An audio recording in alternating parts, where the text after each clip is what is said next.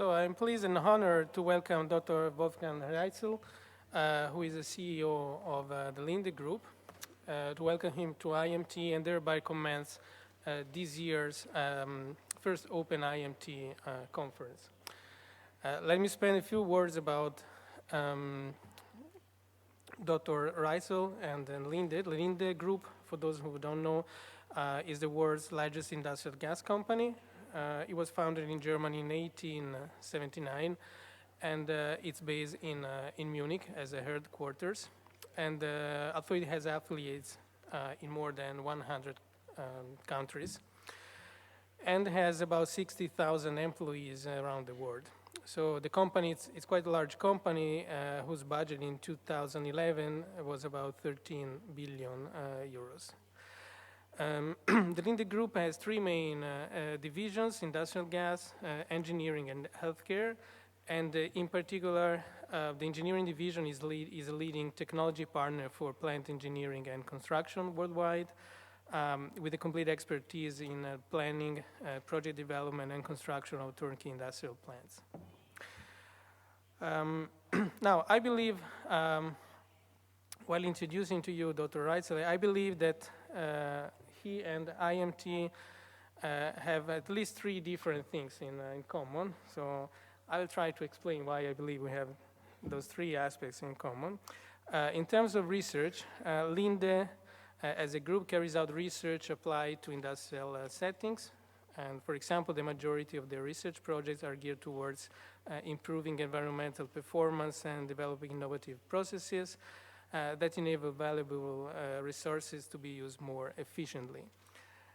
And on the other hand, IMT too has been awarded several research projects, both from the European Commission and from the Italian Ministry of Research, related to themes of efficiency and optimization, and in particular in the areas of natural resource management.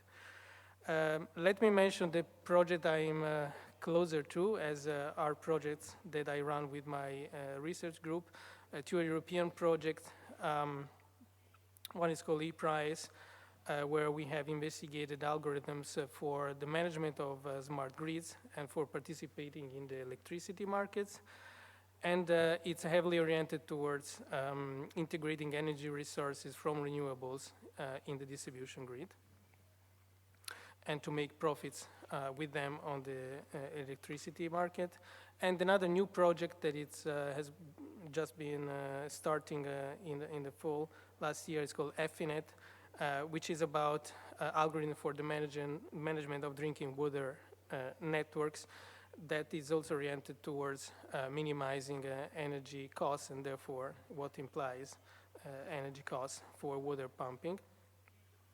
And let me mention among these projects another project which is called V1, which is run by Professor Massimo Enricaboni, that addresses social, economic, and environmental implications related to global virtual water networks, with specific objectives of obtaining a better understanding of the global dynamics in virtual water flows via the International Food Trade Network, and of evaluating the impact of such flows on food security.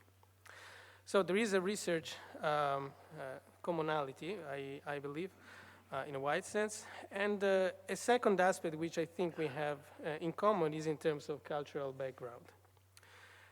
So Dr. Reitzle comes from an extensive academic and industrial background. He got a degree in mechanical engineering from TU Munich in 1971, and thereafter completed a PhD in engineering. And then he obtained a degree in labor and economic science, and later on completed an advanced management program at the Harvard Business School. And since 2005, he is also an honorary professor at the Faculty of Economics of the Technical University in Munich. So, in a nutshell, a background combining engineering and management science and economics. And IMT2 combines researchers with backgrounds in engineering, computer science, and researchers with backgrounds in economics and management science. And actually that's why, thanks to this unique combination in the same place of such different disciplines, we are able to perform multidisciplinary research here at IMT in analyzing and in the management of complex socioeconomic and technological systems with several applications that we do with. I don't have the time to list here. And this combination of different economics and engineering computer science backgrounds also are reflected in our PhD program in computer decision and system science. And I would say Wolfgang, with his interest in engineering economics, would be for us an ideal reference example for the human product, in quote, that we are trying to form here within this PhD program. Now, Dr. Reitzle has worked for such prominent companies like, among others, BMW, where his tenure stretched for over 23 years. And for half of these years, he was a member of the executive board of BMW. He was credited with bringing many of the German automotive manufacturers' most successful products to the market while at BMW.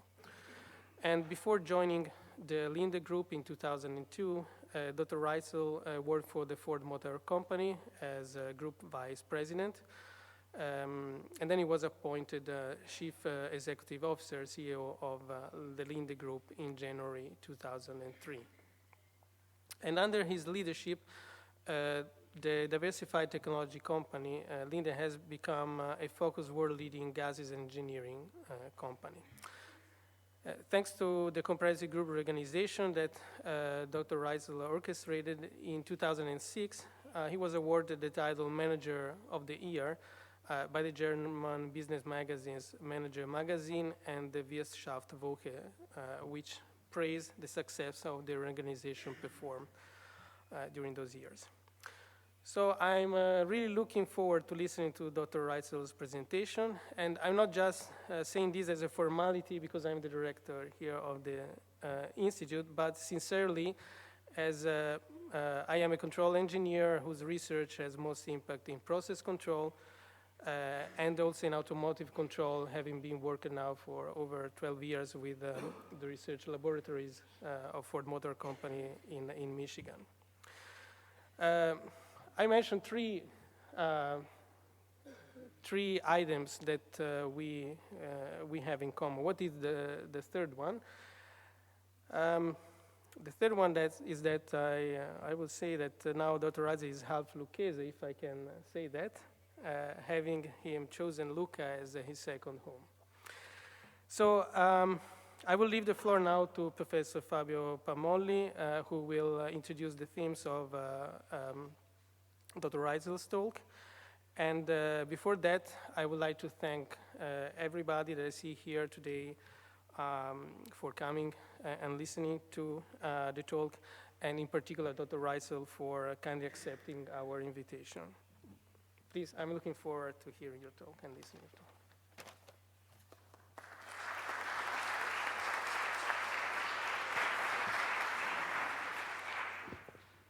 So, first of all, thank you for being here today, and thank you for being here today. It's a privilege and an honor to be here for this lecture. I will keep it very short. I will try to just to say two words. Why we do believe this is an important event. Some of the issues have been already introduced by Alberto Bemporad. I do see two main points related to the contents of the lecture that Dr. Reitzle will discuss today. The first is that we will have an opportunity to learn and to think about the transformation of a large diversified company, a process of transformation in which evolution and coherence, or like our motto, vision and flow, coexist. So identity and at the same time reorientation. So that's a very challenging task that you performed as the leader of this company. And the second is that it's an history and it's an analysis of a company embedded into an institutional settings. And so the coevolution between the state and the institutional settings and the market represented by the business perspective, it's another point of interest for me, and I will say for us. Even if I'm biased, because people who know my opinions about Europe and about the different perspectives in analyzing the current economic situation know that I'm somehow biased in favor of Germany. And I'm just going to conclude this short introduction with a quotation of a book that was translated in English in 2007, but it was published in German in 2003. The book is written by a colleague, Hans-Werner Zinn, and I'm going to quote just a statement from the introduction. Although Germany will remain Europe's biggest economy for many years to come due to its sheer population size, one European neighbor after another is overtaking Germany in per capita income. Germany has become the sick man of Europe. Nobody in this room will believe it, but that was the introduction of a book of a distinguished economy in Germany, and the book was written in order to stimulate a discussion on the reforms that were needed at that time in order to have the economy starting again. So Germany has become the sick man of Europe. This is counterintuitive for us. Unable to keep abreast with Austria, Denmark, Ireland, Finland, Great Britain, or the Netherlands. The much admired German economic miracle of the post-war period seems to have moved on to other places. No miracle has been cited in Germany for years now.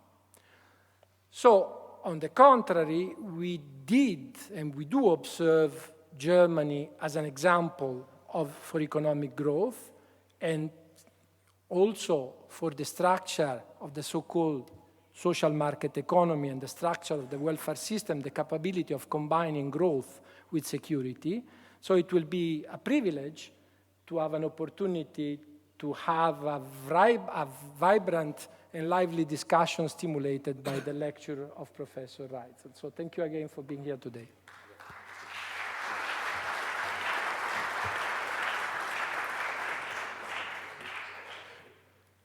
Buonasera, ringrazio tutte le persone che hanno reso possibile questo incontro, le autorità che sono qui presenti, il prefetto Giovanna Cagliostro, il sindaco Alessandro Tambellini, quindi il direttore dell'IMT, lei ha visto Alberto Bemporà e il professore Fabio Pamolli, il presidente della Fondazione Cassa di Risparmio di Lucca, dottore Arturo Latanzi, e il presidente della Camera di Commercio, Claudio Guerrieri, e dottoressa Cristina Gagliotti, presidente degli industriali di Lucca, e non meno la nostra amica dottoressa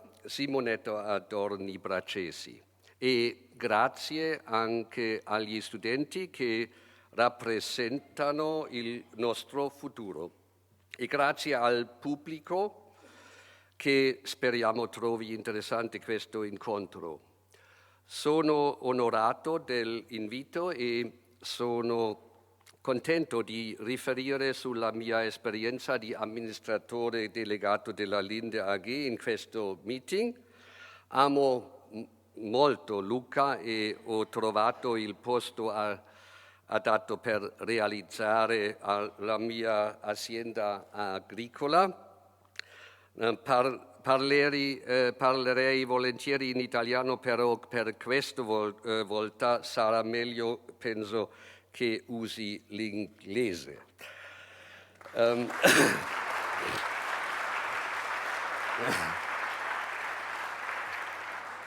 Well, it's now easier for me, dear ladies and gentlemen. Today, as Professor Pamoli already mentioned, I will try to explain to you the transformation of the company I'm now for more than 10 years working for.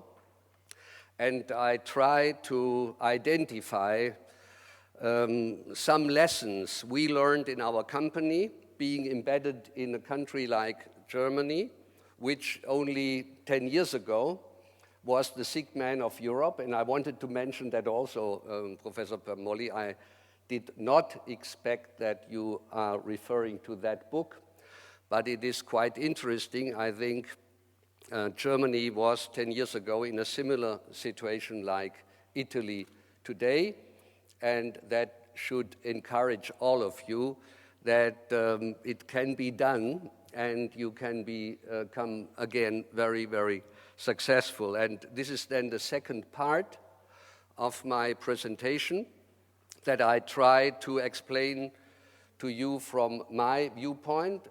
And I think I'm not here because, I'm German. I'm here, I feel more I'm a European.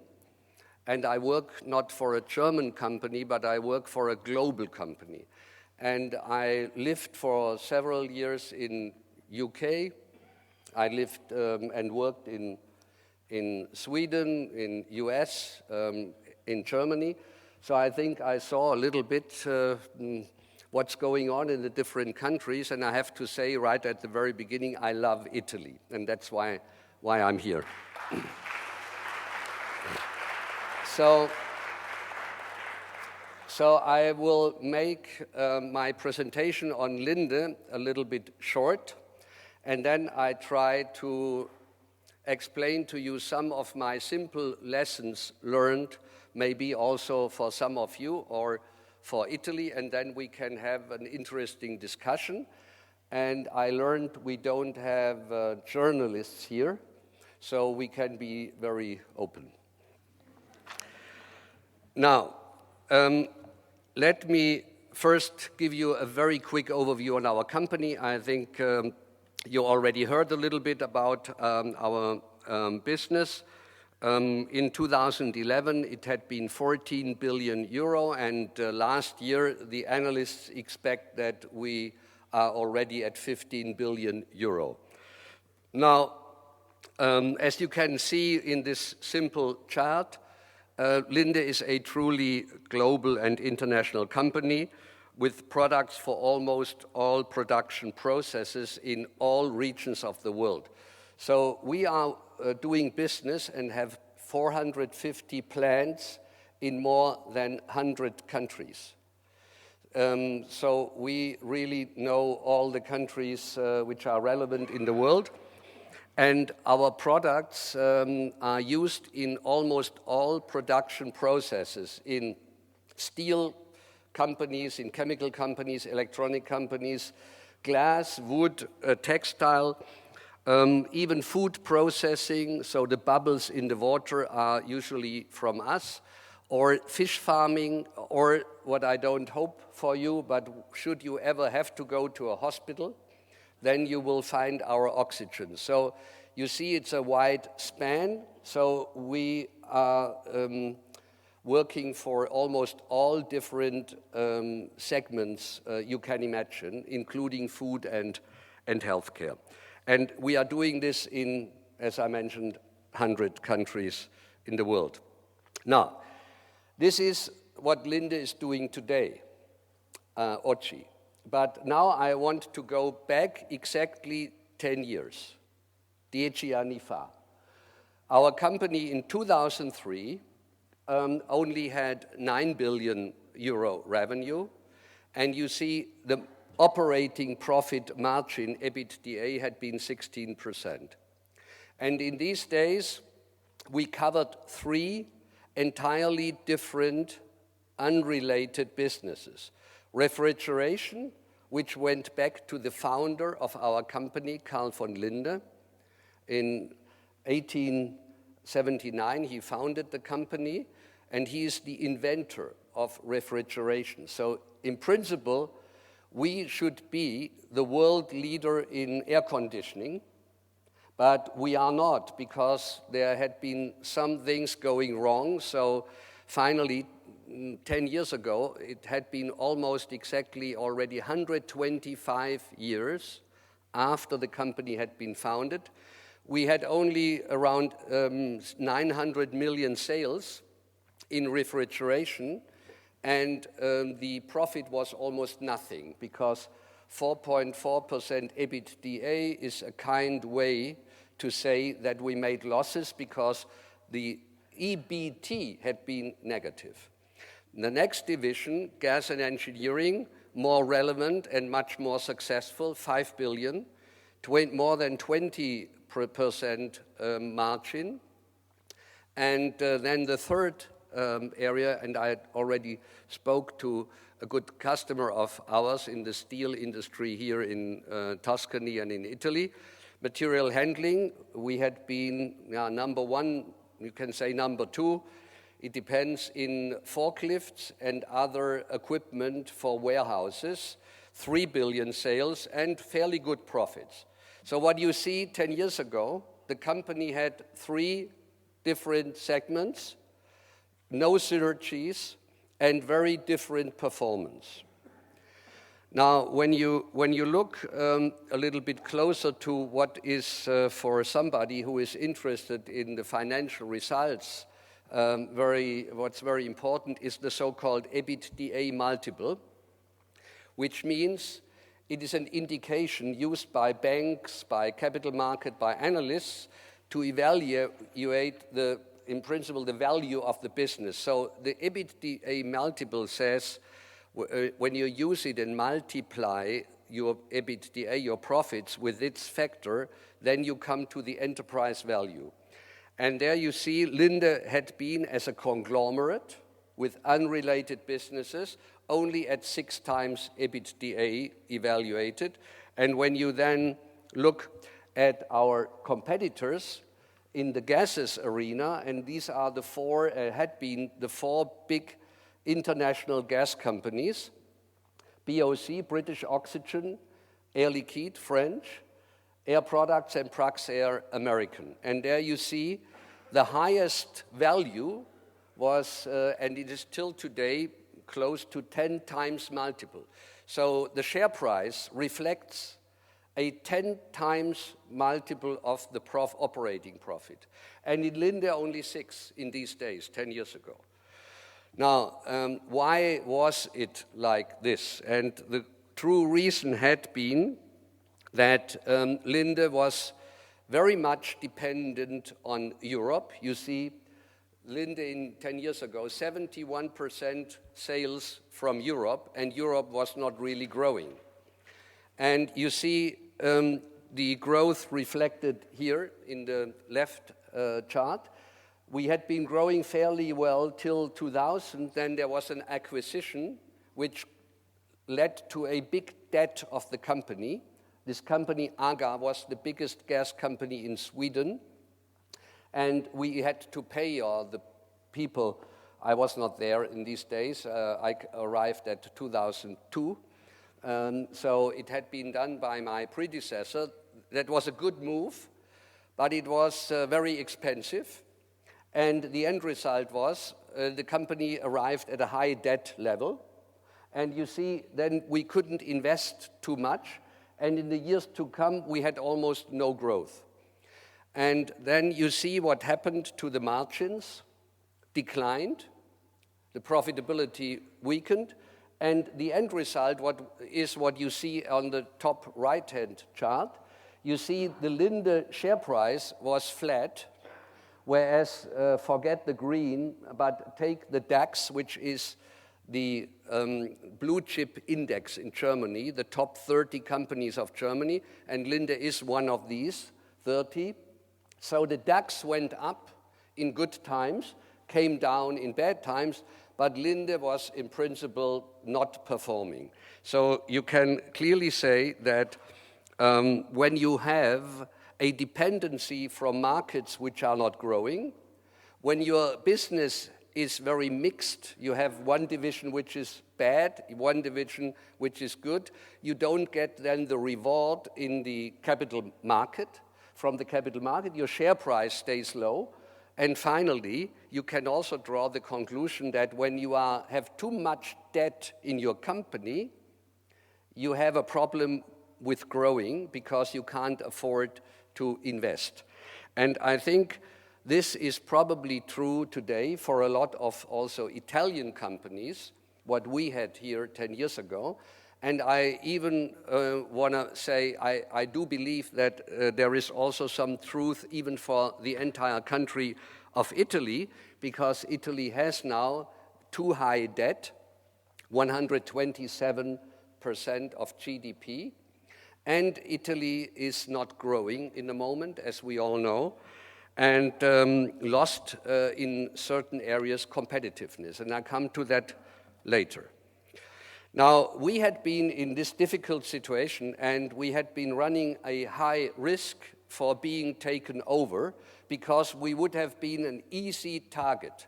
We had been cheap, and would, for example, a private equity firm would have taken over Linde, they could have sold refrigeration, they could have sold the forklifts, and they could have finally sold the gas business. And we calculated, would somebody have taken over the company, they would have made minimum 3 billion euro profit, because the sum of the parts had been more valuable than the market cap.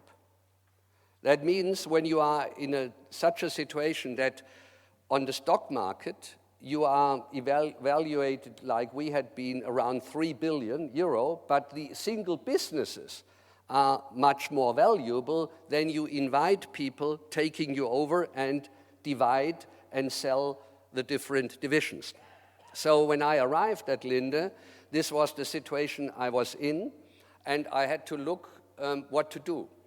And then we did some workshops on our own, no McKinsey, no consultant.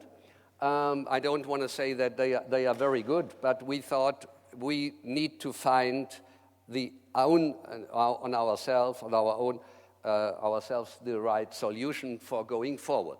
Now, what you can see is we evaluated quickly within a few weeks in January, February, March 2003, so exactly today, 10 years ago, I analyzed that and said, okay, alternative one is keep the status quo and try to only improve, but leave it like it is.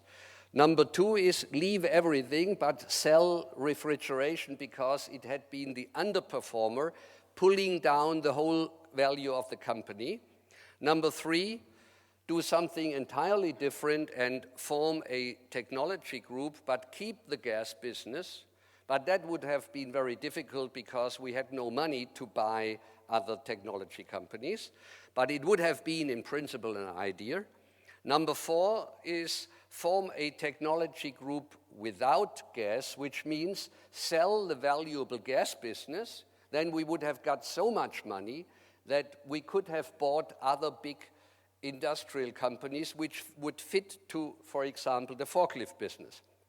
And then you would be with your businesses in different sectors, but in the same EBITDA multiple range. Because one lesson I learned, that you never get the reward of the capital market when you have businesses which are operating in different EBITDA multiple sectors.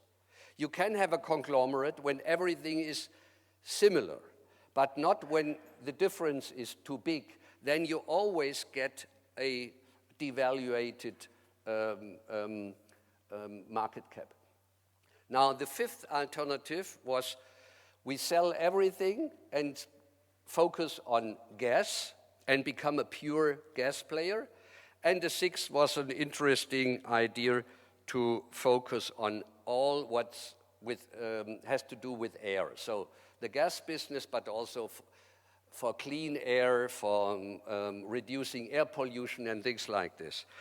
So we then looked closely at these alternatives, and then we dropped out the number 3 and 6 and said we will focus for a while on these, keep the status quo, and probably without this underperforming refrigeration business, or the two extreme alternatives.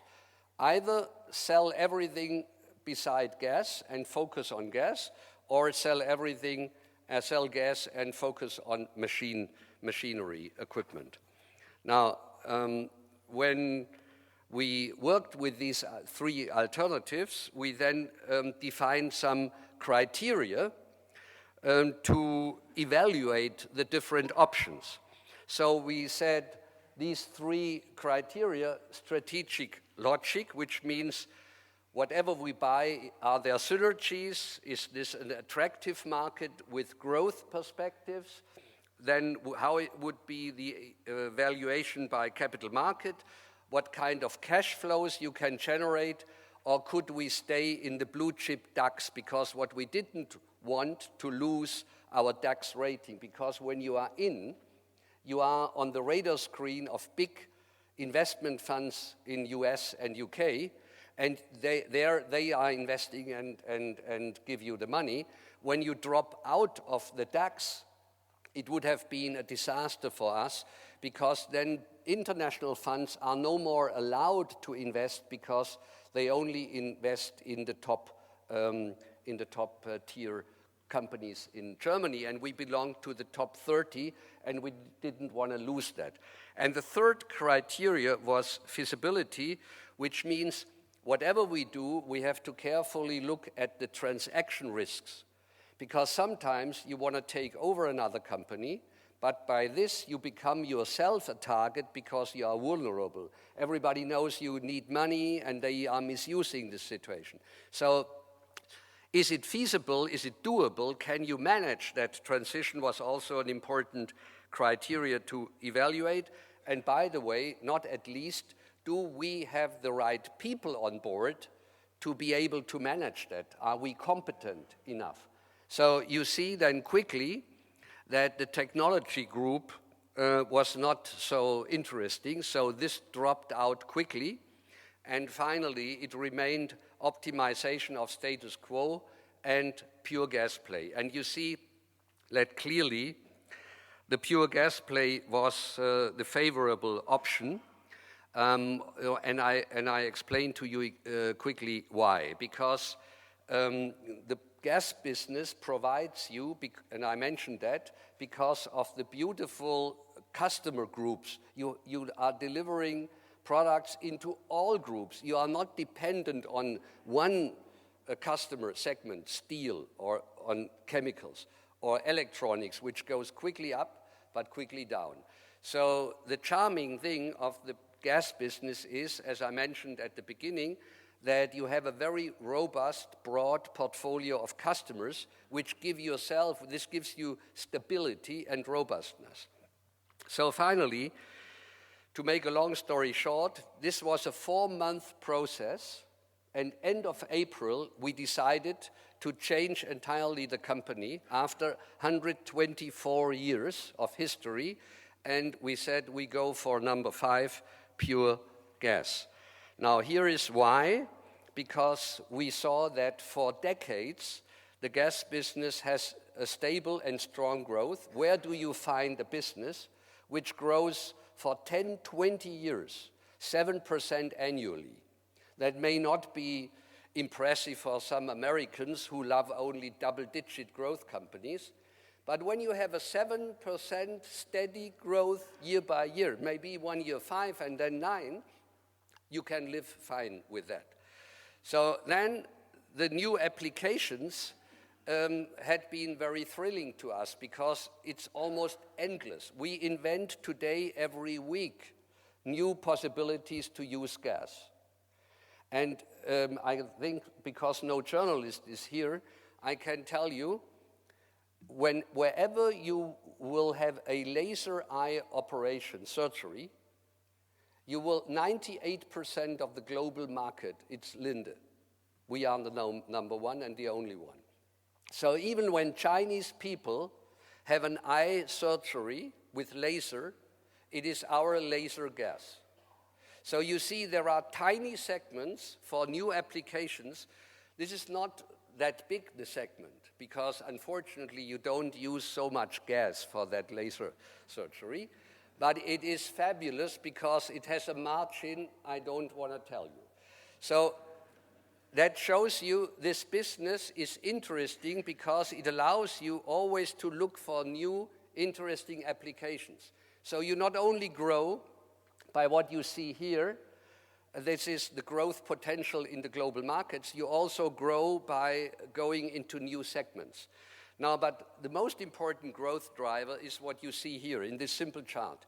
What you see here is the average gas usage per capita, per inhabitant in a country. And you see the mature countries usually consume around $49, $50 per year per capita gas. So now you see, where is China? They have 1.4 billion people, and today they only use gas. Meanwhile, it's $3.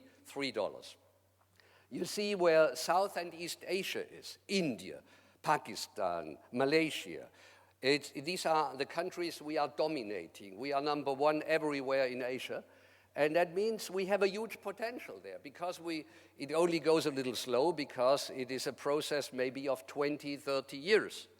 But one day in China, in Asia, in Africa, in South America, everybody will, in a mature country, consume around $40, $50 maximum dollars. But what we also see is US is no more really growing because only by new applications. But that is a story where you can imagine we have another growth potential in the billions for our company with our market share for decades. And then we said, well, you can't see the product. I was working for 26 years in the car industry, and to develop like I did cars and design cars, it's beautiful for an engineer. You can touch the cars, you can see, you can even drive in a car. The gas, I'm now with a gas company, the gas I can't even see. Here it's air, it's gas. By the way, we use this air, and it's for free. We split it, and in the air is the oxygen and nitrogen and also some specialty gases like xenon or argon, and we are then selling it. I think it's a quite simple business model. We take the air, we split it, and we sell it. We only need a lot of energy, unfortunately. It's expensive to process this. But the problem is you can't see even the product. But as you see here, and with the profits we can make, it's a sexy business for an entrepreneur. Now you also clearly can see that this business provides strong, stable, and predictable cash flows because it doesn't go up and down.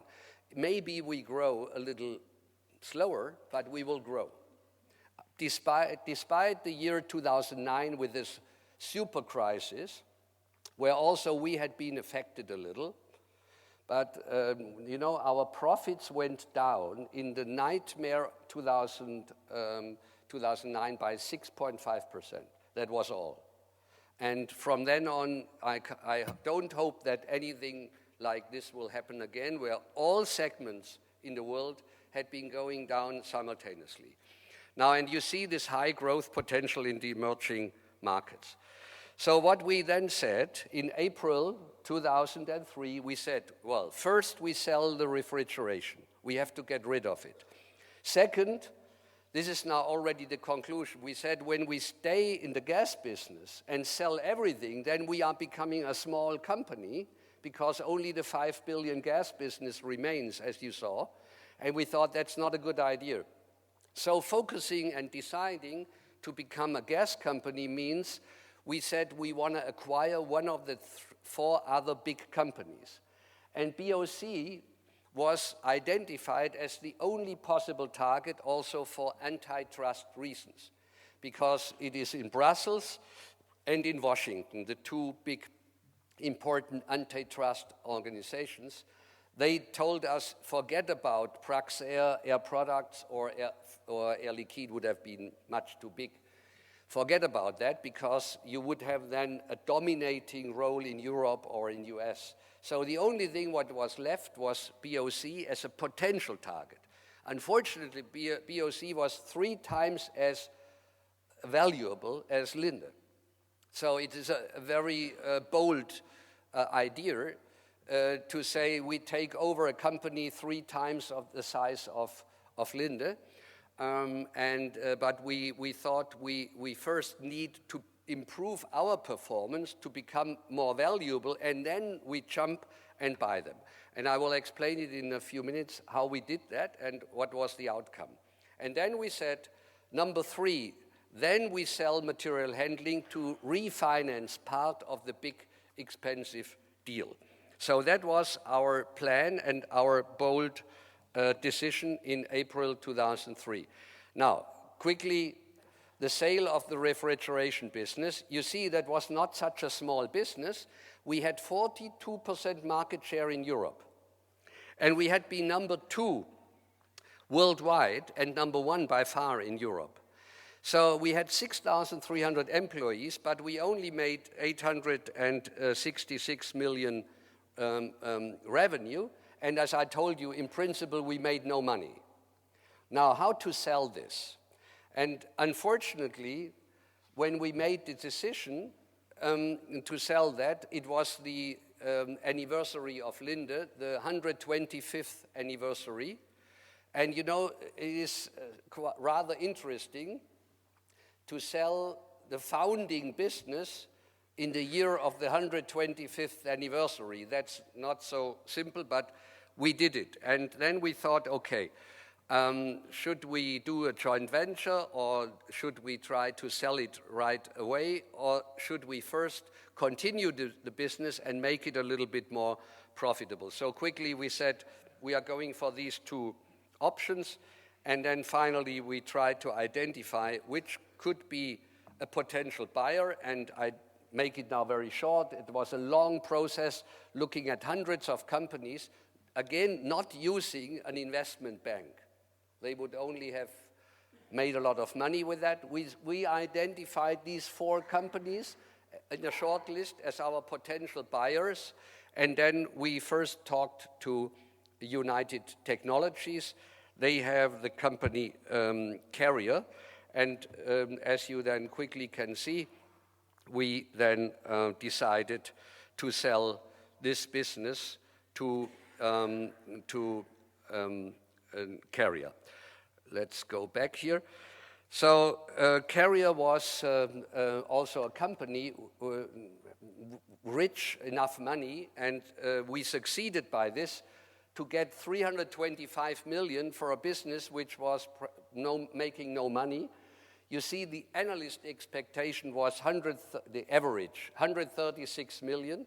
So we did fairly well, and this was a smooth deal, and nobody criticized us. The opposite happened, because the capital market said, okay, when they are so bold and tough that they sell the founding business in the year of the anniversary, then they are really serious in transforming the company. So it was then well perceived by the capital market, and now we went on for the next big step in trying to acquire BOC. Now, I mentioned that BOC was in principle the only big company out which would principally work the transaction because of antitrust, because British traditional companies had been strong where the British Empire was strong. They had been number 1 in Asia, number 1 in India. They had been number 1 in South Africa, so also partly in South America. But they had 0 revenue in continental Europe. There, you know, the English, they don't see this as Europe really, but they, as we realize in these days, they are special, and this little water is separating them from the continent, and it was interesting when we acquired them, or when we looked at them before, we didn't believe that it's possible. They had not €1 revenue in Europe, which was a good message, because then it was a complementary fit, and it was no big issue for antitrust. So it was the only potential. But what we then found out, they themselves thought Linde is the only interesting company we could acquire, said BOC. And because they had been bigger than us, and we had been in this weak position as a conglomerate with an undervalued market cap, that was the risk that they will take us over and not we them. The nice thing was that they already promoted that idea in the city of London to the capital market. And we found out, and they explained that this would be a perfect match and good deal. And they didn't believe that we would try to acquire them, because they thought that's not possible. They are too small, they don't have the money, they can't do that. So they promoted the deal we tried then to do, and this was the interesting story. And here you see what the idea was. The idea was, look, this is again, Linde was on the right side, the smallest of the gas companies. Then you had Air Products, Praxair, BOC, and then Air Liquide. Air Liquide always dominating, always number one in the world for 100 years. And you know, the French, when they are number one, they have a certain pride. And now what we try to do is, we try to make out of number five acquiring number 3, and this makes then number 1. So, and this is exactly what we did. We acquired BOC, and it had not been easy. It's not the time now to tell you all the details, but I come to the real challenge in a minute, because we needed simply 15 billion euro. And at the moment we launched that bid, the value of our company was 7.5. So we improved, but we still had been evaluated only 50% of what we needed for financing the deal. So it was quite a challenge, and I have to tell you, today it would not be possible.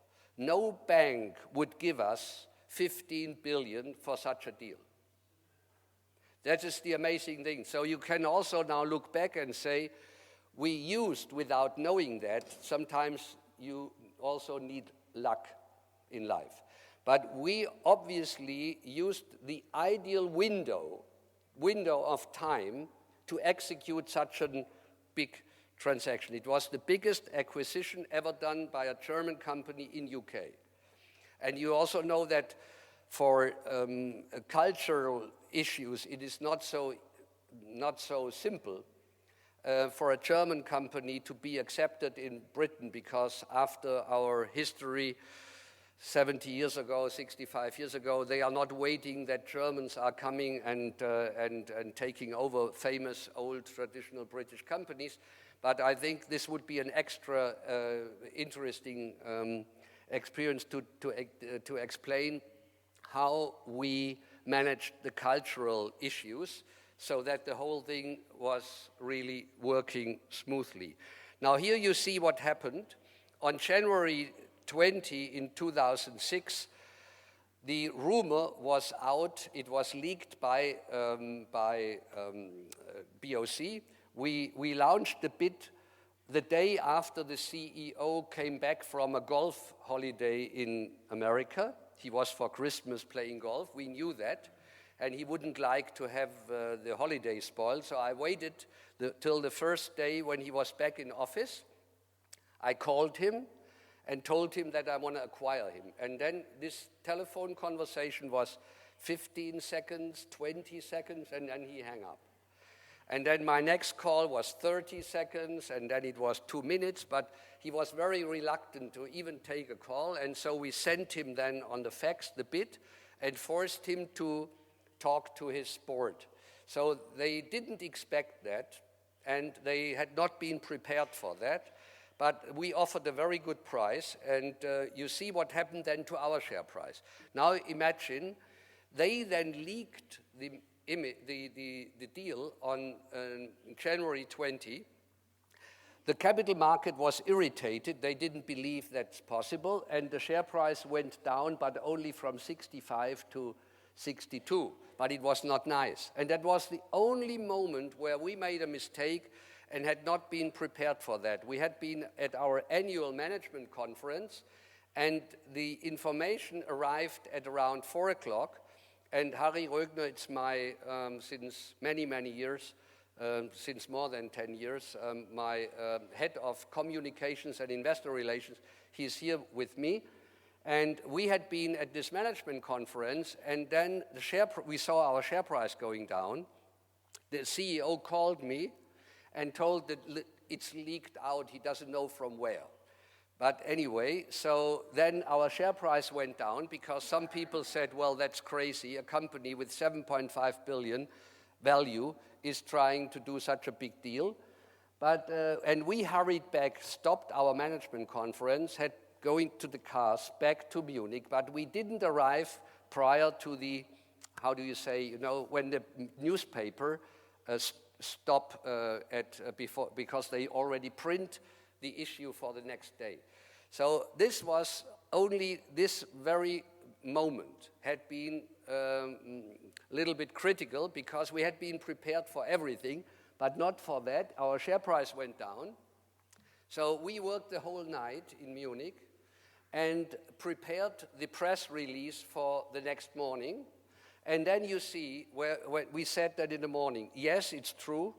We are doing the deal. The deal is a brilliant deal. Just remember that BOC itself was since 2 years in London, in the city, already explaining that this is a good deal. So we used their own argumentation against them so that they couldn't say it's not a good deal. They only could say the price is not too good, what they offer, but they can't say it's not logic. And you see what happened? Our share price went the next morning from 62 to 68. And in that very moment, Harry Rögner knows that I said in this moment we had been already winning. Because when you launch such a big deal and the global capital market says this is a good idea, we like that, then you know that the other side lost. Would our share price have declined further because they would have said they are doing a too big deal, they can't finance, they are too bold, too risky, we would have lost the deal and also then became ourselves a target for BOC. But you know how important it is that you have everything prepared with your argumentation. We had all the arguments and convinced the markets, and only a few days later, a few weeks later, the share price went for a few hours below the share price in the moment when the deal became public. That was the critical moment. And you see, from then on, it was absolutely always positive. And then we said, we are here is the preconditional offer. And from that moment on, March 6th, the share price in our company, BOC, clear, it went up to the offer price. But our share price was up, and that was clear that they have no chance to refuse because the capital market already was on our side and against them. So this was a crucial moment in the history of our company. And look what was the outcome. The outcome was that then we became #1 in Eastern Europe, Middle East, #1 Greater China, now #1 South and East Asia. So it includes Australia. #1 South Africa, #2 in South America, and unfortunately only #4 in United States, but anyway. So we by this became the #1 company in the world from being previously an underperforming conglomerate. And you know, the real interesting thing is now, when I tell you that today through this deal and our growth in these areas in the world, our sales in Germany are only 9%. So Linde is only depending on Germany today 9%. And 20, 30 years ago, Germany was 60%, 70%. And now it is 9%. And that shows you now we are, yes, headquartered in Germany, but we think we are a global company and not a German company. And we have 5 board members, 4 colleagues I have. So we have 1 Englishman on the board. We have 1 Italian. We have 1 Indian covering Asia. And we have 1 German and me, 1 Bavarian. So you see, we are also at the executive board a very international company. All the other German companies have, maybe 1 from another country, and that also shows you we built our company on diversity. So we want to be a global company, and in our company, everybody has the same opportunities to make a career. So this was then the move, and then it was all about speed, speed, speed. I can only, to finish now with this transaction, tell you it's incredibly important that you are super, super fast, because so many things can go wrong when it takes too much time. So we had a new organization and management team already on day 1. Day 1 is the day when legally both companies become one, okay? And this moment we had been preparing with a group-wide communication package. So every employee around the world got on the same day a package with a watch, Linde Group. We had the new logo. You see now our logo up here, and I showed you at the beginning, you will not have remembered it, the old-fashioned logo. So everything was then also signaled as being new. And the most amazing thing was that nobody believed in that. Our own headquarters had been for 127 years in Wiesbaden near Frankfurt and BOC near London. They had 370 employees. We had 330 employees in headquarters, together 700. And usually when you take over another company, you close their headquarters. But what we did, we closed also our own headquarters. So we had been closing the BOC headquarters, the Linde headquarters, and moved to Munich. Here you see our new headquarters. And guess what? This building I have chosen because it only accommodates maximum 300 people. Because I said I want to have a natural limitation. And today we are 230 people in headquarters. And before, both had been 700. So today we handpicked the best people we could get and have the minimum what's needed for running such a big corporation. Now we have 60,000 people, but only 220 in headquarters. And we don't want to grow headquarters above a certain threshold. So then we introduced the new corporate culture and said, we are Linde. And we did a lot of work in training people, in explaining what we want to be. And we defined our new culture together with the other partners from BOC. Now, so you see, now the first step was done, selling refrigeration, the underperforming business, which had been pulling down the value of the company. Then we added to gas and engineering BOC, and now the final step, we then focused on selling this forklift business. First, we needed to form a new company because we had different brands. We had the Linde brand, the Still brand, and then OM is OM Pimespo. It's an Italian brand located in Bari and also headquartered in Milan, but mainly in Bari. So these had been our three brands, but unfortunately, only OM and Still had been independent legal entities. Linde was embedded in the gas business. So we had to operate legally without having too much taxes to pay. We operated out of the group carefully the Linde forklift business. Because in some countries the forklift business was bigger than the gas business, so the gas business was a daughter company in France of the forklift business. So it was rather complicated, but I make it now fast. We said, what options do we have? You see, sales had been meanwhile 4 billion, 20,000 employees, mainly in Germany, a few thousand in Italy, but mainly in Germany. So heavily dependent on Germany, this business. And then we said, okay, we talked to private equity. There was no other forklift company in the world because the only one which would have had money was Toyota, but they could not acquire our business because of antitrust. No? So we had nobody as a natural buyer. And then we said doing an IPO, so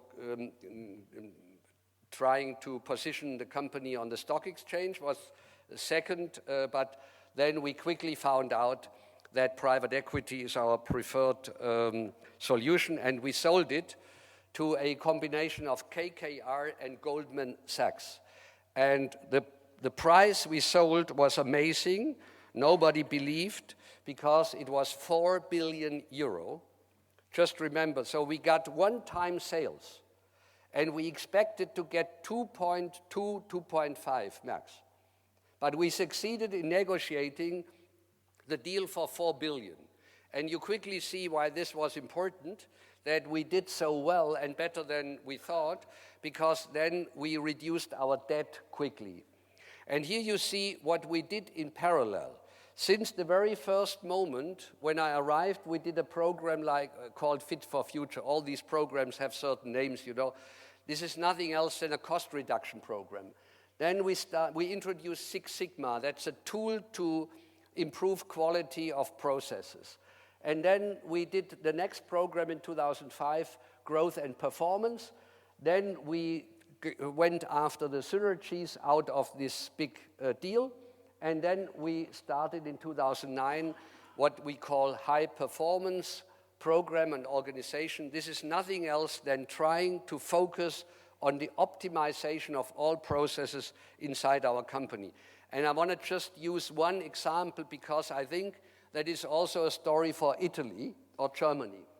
You can do either a normal cost-cutting program. So you leave your structures, but you reduce the cost. The other side, it's what I prefer, to look at the processes and think, what can we do here faster? What can we do more efficient? So this is then more sustainable because the savings are the natural result out of process optimization, and you get a better organization.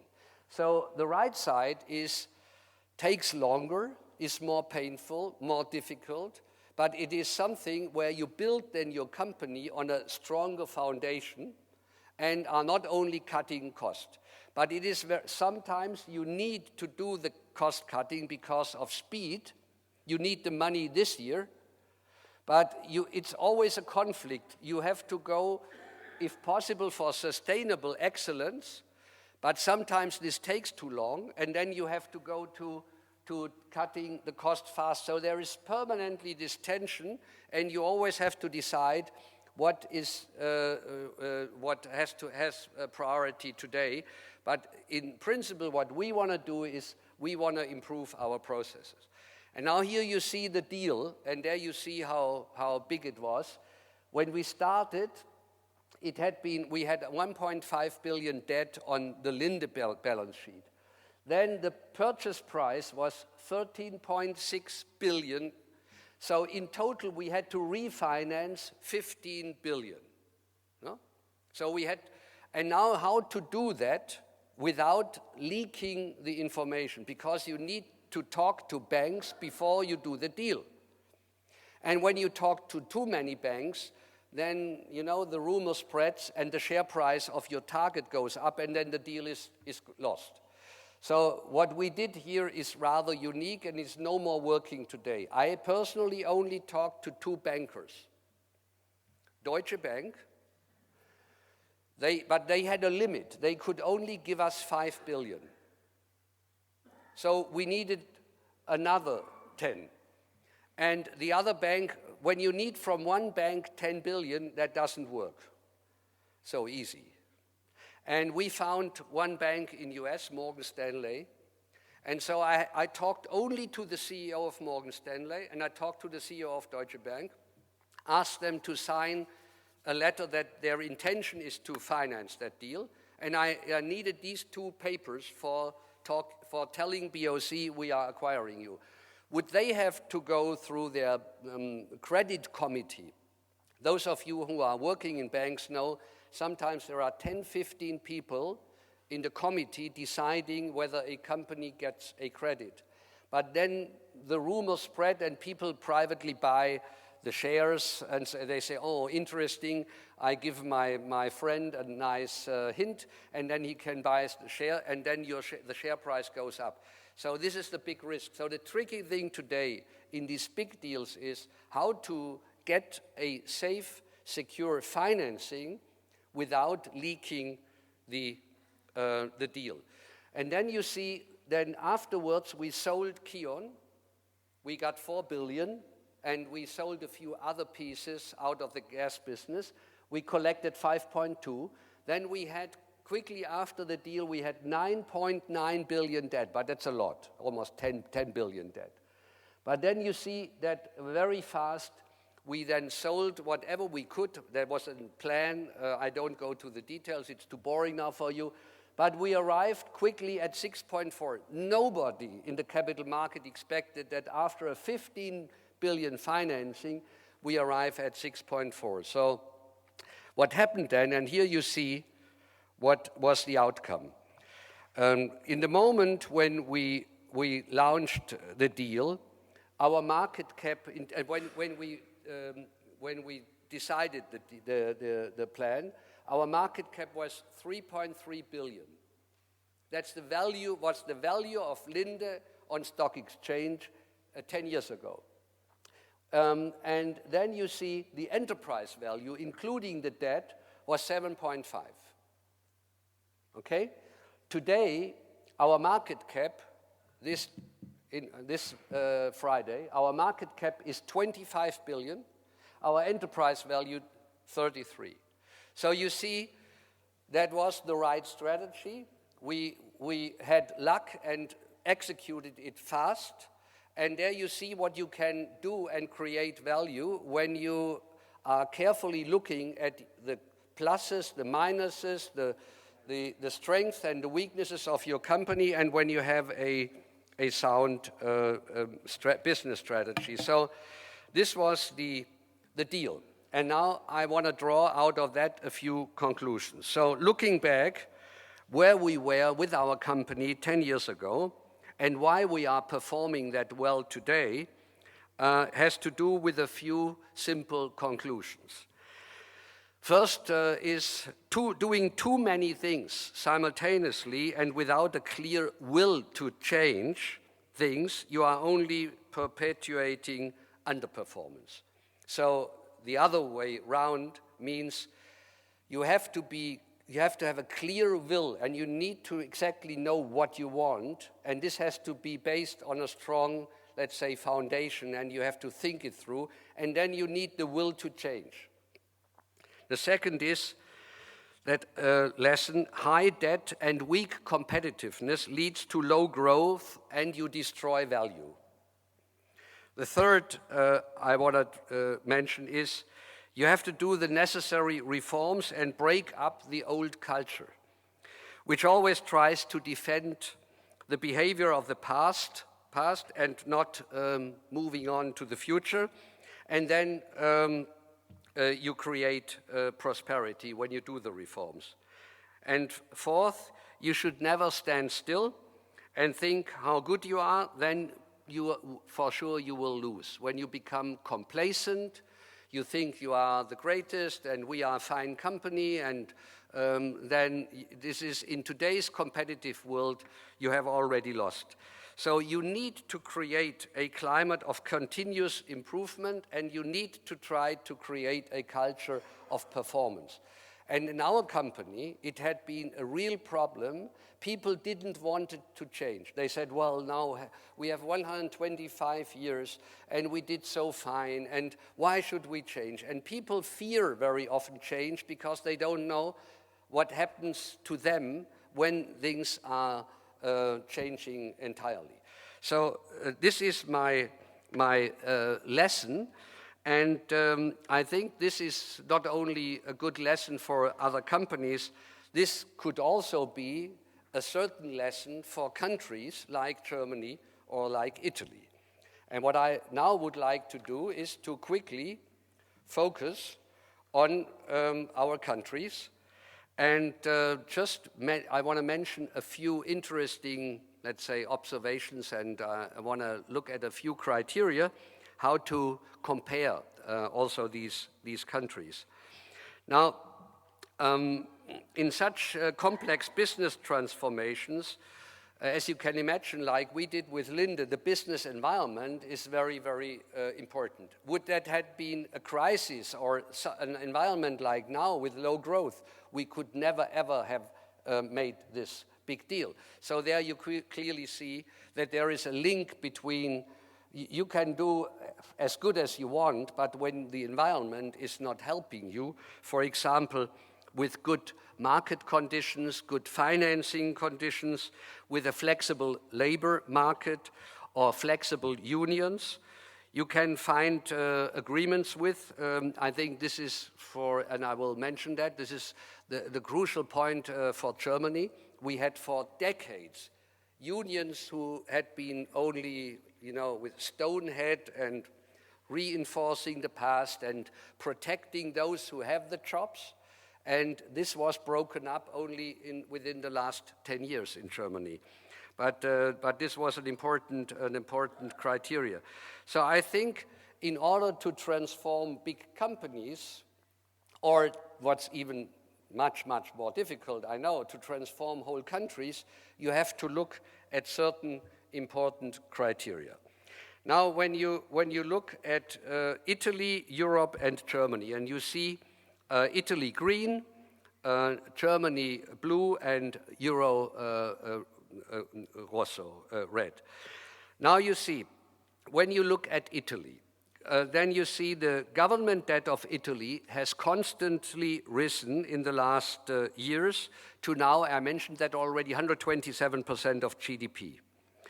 And it is much higher than the average debt in the euro area or in Germany, where you see blue. You see also in Germany the debt went up after the financial crisis in 2008 and 2009, because we had to bail out banks, and by this the government debt went up also in Germany. But then you see in Germany it remained then stable, whereas in Italy it went up even more so. Then competitiveness, or in general, economic growth was also lower in the last years in Italy. Growth has constantly declined over the last 14 years, while Germany then was able to improve. When you see, Germany was in the years 1998 to 2005, 1.1%. It was lower, growing slower than Italy. So Italy was growing better than Germany. But then you see, Germany did the reforms. The book was written in 2003, and Mr. Sinn really is one of our best economists, and he was right. He couldn't foresee what happens, but he was one of the people telling everybody we need to break up the old structures in Germany and do the necessary reforms. It was not popular, but look what happened. Germany went from average growth 1.1 to 2.7. Look what happened to Italy. Italy didn't do the reforms, and you increased wages far too fast, and the end result was Italy was going down till 2005, 8, 0.9. Now I'm very friendly, I say it's 0, but in reality, in the moment, you have a recession in Italy, so it would be even minus. And you see, Germany is keeping the growth there. And that tells you a story. And now you look at on the right side. you see both countries had to pay for their sovereign debt around 4% because both had been in the euro. And now you see what happened after the crisis in the financial markets. Suddenly people looked at Italy and at Germany differently. They said, wow, Germany did the reforms and is performing. Italy didn't do reforms. So lending money to Italy, I want to have a higher interest rate. And you see what happened, and you know that, what happened with your interest rates. And now given your high debt burden of 127%, which means it's almost close to 2,000 billion. Italy's debt is 1,955 or so billion, so close to 2 trillion. So, and then you see what happened. That was the problem then, and that was also the problem for Berlusconi. And then you see what happened to Germany. The interest rate went down, they decoupled. Italy went up, Germany had to pay only 1.5% for it, and still has to pay. And you see, then Mario Monti was elected in November 2011. The reform package Salva Italia was approved, including tax increases and a raise of the retirement age up to 67.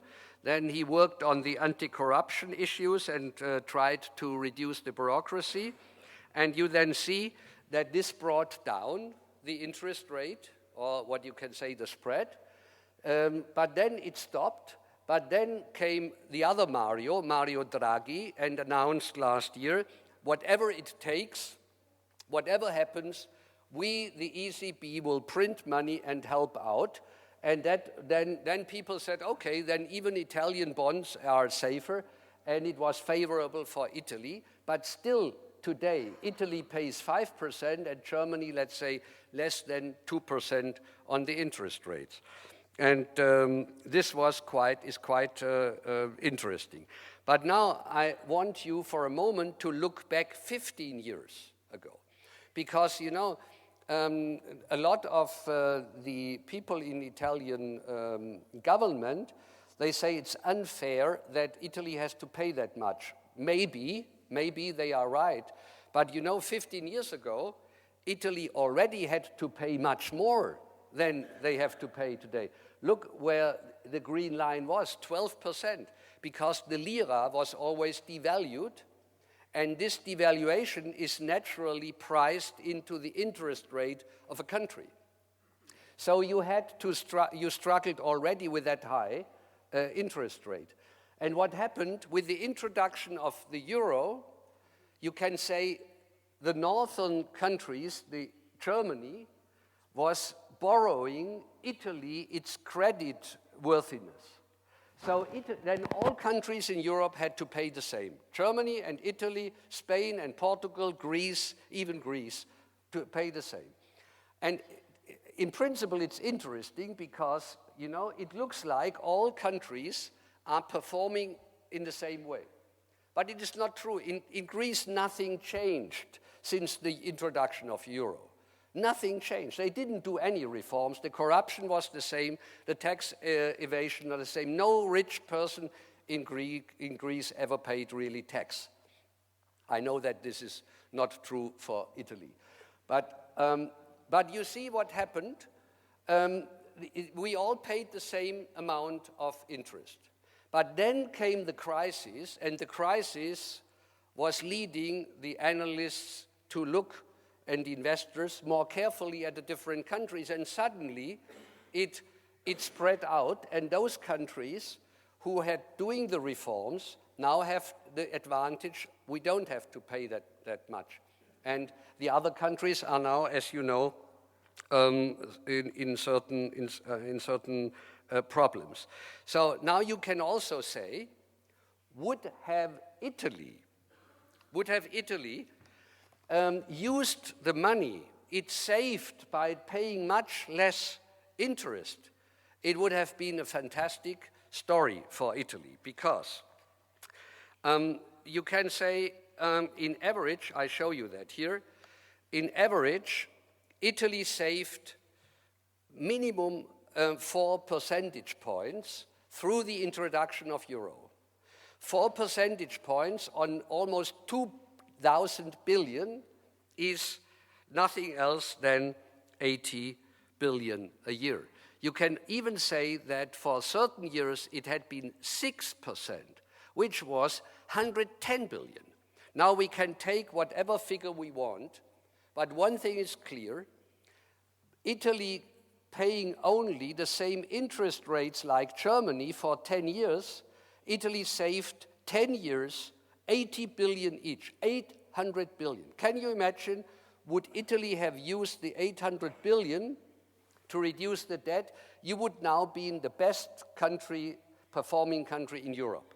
You would have a debt of 1.2, 1.1 trillion would be nothing for you. You would have halved your debt.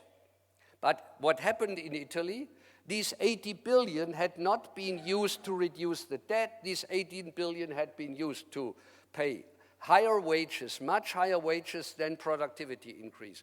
And you know much better for what Italy used the money, but not for paying back debt. You could have done what I painted in here penciled in with a red line. You could be today there.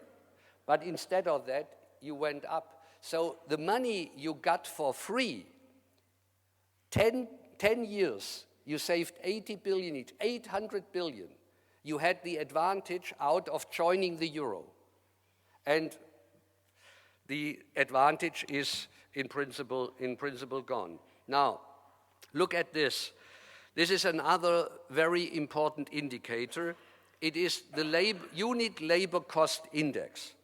And you know, we take now 98 as 100 and take, yes, the wages had not been the same in Italy and in France and Germany, but when you take the wages, which means a production unit, the amount of the cost for labor in one production unit, that's the most important criteria to evaluate the competitiveness of a nation. When you use that and take it 100, then you see what happened. From 98 till now, in Italy, the unit labor cost index went up by 69, in Germany 26, in the euro area 44. These are all other countries which are in the euro. Now, what you can see, the delta between Germany and Italy is now 40%. Can you imagine now, why is Germany selling so many products in China, in the world, and Italy not? Only fashion or so, yes. But you know, it has to do with that. Italy lost its global competitiveness because the wages increased faster than productivity. And this is the absolute key criteria. And there you see what happened then to the unemployment rate. The end result of that is that, look at the green color, how your unemployment rate in Italy went up and how the unemployment rate of Germany went down. Germany was also very high. We had 5 million people unemployed in around year 2000. And look what happened. Today we have no unemployment rate. What we have is the people who anyway will never work. They can't, or are ill or not motivated or whatever, or not educated mainly. So we need people in Germany, and look what happened to Italy. And now when it's even worse, when you look at the youth unemployment rate. Spain, 55%, which means that every second young person in Spain, 28 and younger, no job. So there is a whole generation of partly well-educated young Spanish people who don't see a future. And you know, it's worrying me as somebody who loves Italy, who thinks it's for me, the nicest and best country in the world, and I'm partly living here, and I see what's happening here, and here you have already more than 1/3 youth unemployment, 36%. And that's worrying. I'm also giving lessons, as Mr. Pamoli told you, in Munich, and I'm dealing with a lot of students. And you know, in Germany, the companies are looking for good educated people. In Spain, they don't find a job. But you know, there is a clear link between losing your competitiveness and increasing the unemployment rate. And therefore, my clear message is, when unions are asking permanently for wage increases higher than productivity increase, then you over time lose competitiveness, and this is unfair for the people, because then the high wage increases are only an advantage for those who have a job, but most of the people pay a high price because they lose the job. So for me, the lesson is high productivity improvements and moderate wage increases lead to low unemployment, and high wage increases destroy jobs. And you see, the whole secret behind the success of Germany today is, and I'm not in a position to tell people in other countries what they should do. I'm far away from that. I don't want to see that as a misunderstanding. I'm here encouraging you to go on with your reforms, because you have such a proud country, you have such a great country. Look at your industry in northern Italy. It is minimum as good as German industry. I know so many companies in Brescia, in Torino, in Milano, the whole belt in northern Italy. Fantastic companies, highly competent people, motivated. I like them. And when I was also responsible for global purchasing in BMW for 7 years out of my 23 years, in addition to being responsible for the car. So I visited many, many companies for many years in northern Italy, and they had been our best suppliers. High quality, high motivation, fantastic technology. But when you have that incompetitiveness, and now you can't devalue your currency because the lira is gone. Previously, you could say, okay, we devalue the lira, and then we are again more competitive. But that is gone. You have no more that option. And therefore, there is only one possibility to change that problem for the young generation. And to solve that problem, you need growth, and growth you can only generate in Italy when you do the reforms. And I can tell you, Mr. Pamoli, I didn't know that he would quote that sick man of Europe. Actually, by the end of the 90s, in UK newspapers, Germany, they laughed about Germany. He said, you know, these unions, too high wage increases, no reforms, a welfare state nobody can finance. But look what happened, and I can only tell you one thing. It was not easy for Germany. It was not popular. And the Chancellor Schröder, who in these days did these reforms, which you may have heard, Agenda 2010 was the code name of his reforms. And you know, these structural reforms had been not welcomed by the population, so he lost his job. He was not re-elected. But the fruits we have now, because these reforms need 3, 4, 5, 6 years till you have the advantage. And usually the politicians only think till the next election, and then they think, when I do now reforms, I will lose my job. So they are short-sighted. But in order to fix not only a company like I had the opportunity to do, it's easy. To fix a whole country is much more difficult, but I can only draw the conclusion out of what we did in Germany, out of we did at Linde, and what I saw everywhere around the world. When you do the reforms, you have a bright future. And when you refuse to do it, and when you believe in politicians who are telling you that they pay whatever it's needed with new debt, this is a trap, and it's a lost generation, what we have, because the debt can never be paid back. I don't believe that. And so there are not a lot of options, but I just wanted to tell you that it was a very tough time in Germany, and we had the very similar problems like Italy: bureaucracy, slow, no growth, and all what you see today in Italy. But we did that, and we supported our government, and finally now we made it. We still have to do much more. Germany is not that good like people think now.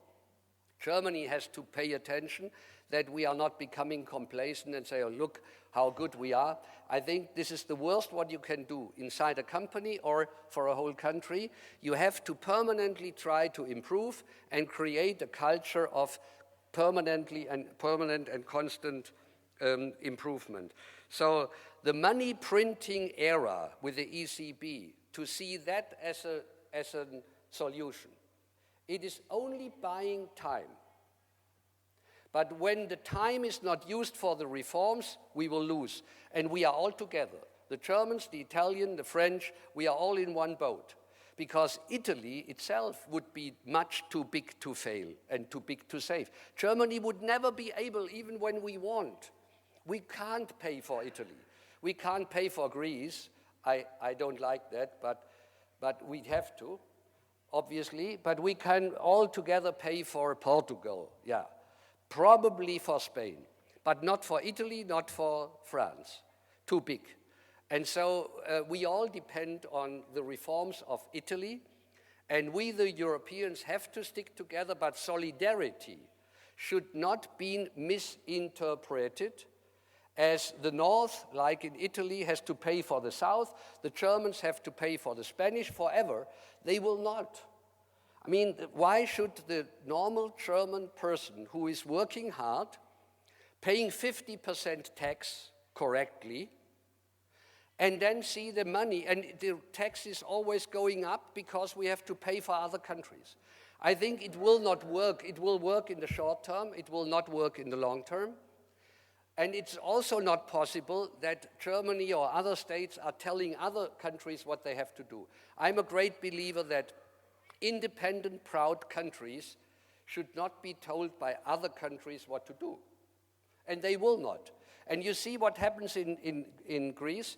Germany pays billions, and they don't say thank you. They just hate the Germans and say they caused all these problems because of the strong euro and whatever.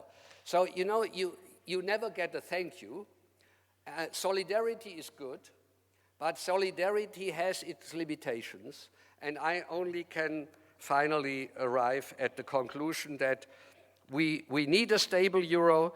We need to embark on a strategy towards the United States of Europe, but we should not rely on a money printing strategy that can only help in the short term and buy time.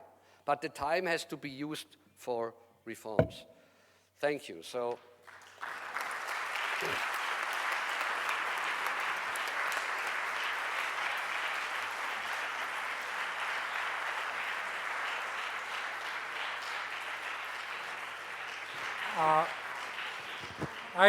I take, no, before I take only 1 minute, I took a few keywords: the importance and the practice of humility, of persistency, and the importance of leadership and the relationship between leadership and responsibility. I wanted to quote the Schroeder example, so it's important that you did it. So this time you preempted me like I did with the sick man of Europe. He lost 2 jobs, actually, because he was not re-elected as a councillor, and then he lost his role within the party, because then he was fired, I will say, by the party. But this is an example of, and then one minor point before opening the discussion. You are talking about the labor cost in Italy. There is an interaction and an important intersection between reforming the labor market and reforming the welfare system. Germany did it exactly by initiative of Schroeder. If you compare Italy to Germany right now, you will discover that it is the cross-subsidizing of pensions and health, which is driving the difference in the total labor cost between the two countries. So there is an issue of productivity, but this is also because we did not reform yet the funding of the welfare state. If just one figure on that, if we compare Italy and Germany, we will discover that in Italy, each worker, each occupied person is contributing to fund the welfare of the over 65 with an amount which is equivalent to 69% of GDP in terms of GDP per capita within the country. The equivalent figure for Germany is 12% lower. So there is an important issue here, how to link reforms of the labor, and I'm curious about your comments on that. Now, I will open the discussion. You can, in Germany and in continental Europe, are organized vis-à-vis American companies. And I think, to conclude, that this coherence is part of our common environment as Europeans. And so I just wanted to conclude thanking you for being here today, for sharing your skills and experience, and again, there is now a beautiful cocktail, I hope, and we can talk there.